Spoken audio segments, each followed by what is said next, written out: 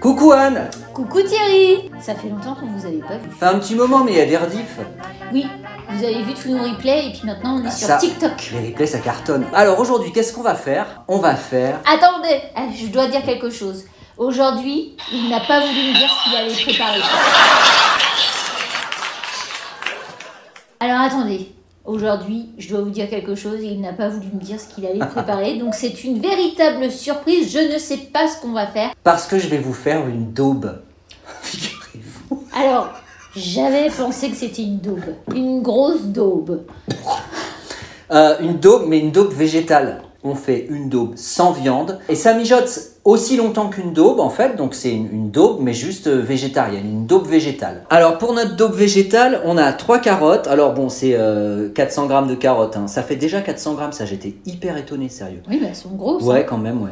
Mais si tu veux, de toute façon, comme d'hab, il y aura en dessous la recette, tous les ingrédients avec les quantités. Donc 3 carottes. On a un citron. On a bien sûr oignon, ail. Ici, ce sont des... Des petits poivres. qui se battent en duel. Oui, qui se battent en duel, mais c'est du poivre. C'est des graines de poivre noir. Là, enfin c'est de la baie de poivre noir, ça s'appelle. Là, ce sont des champignons, des olives, mais qui ne sont pas de Kalamata. Là, on a du jus d'orange, du vin, non, comme ça, ouais, Cabernet Sauvignon. Ça, c'est de la maïzena. Ça, c'est un bouillon de légumes, hein, voilà. Et puis ici, bah, du thym et du laurier. Un petit bouquet garni. Ouais, un bouquet garni. On y va? Bah, allez, c'est parti. Go! On a épluché nos oignons, notre ail, nos carottes. Qu'est-ce qu'on fait? On prend les oignons, on les coupe, on fait des petits morceaux. On cisèle l'oignon, l'ail, etc. On prend nos carottes, les carottes qui ont été préalablement épluchées, et on coupe en diagonale comme ça des cubes d'environ 2 à 3 cm. Et en diagonale parce que ça reste plus ferme à la cuisson. C'est ça. Mais je l'ai appris. Je ne le savais pas. Tu savais, toi? Ouais, moi je le savais. Et pourquoi alors c'est comme ça? C'est comme ça, tu sais, quand tu fais des grandes écoles d'hôtellerie et de restauration, tu l'apprends, ça fait partie des bases. Le fameux que tout le monde nous envie. Hein. Alors nos champignons, on va les déchirer grossièrement. Les voilà. déchirer? Ouais, déchirer. Ils sont déchirés, comme toi, après avoir bu la moitié de la bouteille de vin. Alors, on verse notre bouillon dans un faitout.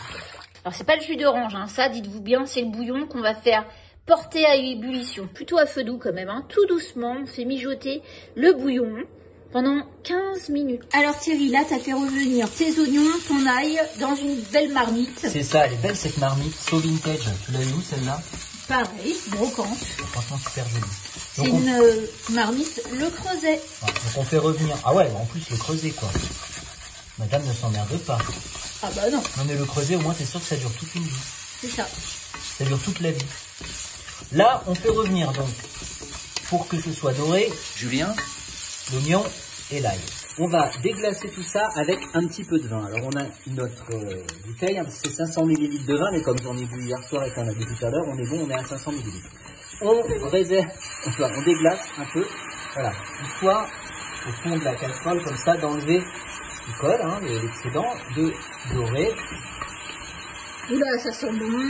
Ah, ça sent bon, c'est vrai. Alors on va mettre un petit peu moins fort peut-être, parce que c'est en train de cramer. Et ce qu'on va faire, c'est qu'on va répéter l'opération 3 fois de suite. Une fois qu'on a bien imbibé nos oignons et notre ail, on ajoute la moitié des carottes. Juste la moitié.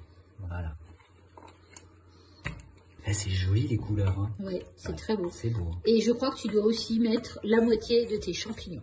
La moitié des champignons, merci Anne. Les champignons grossièrement déchirés. On ajoute le reste de carottes. On ajoute les champignons déchirés. Et là, vous allez voir que le goût est complètement différent voilà, au deuxième passage. Ça change tout. Hein. Ça change tout. C'est les saveurs qui vont remonter.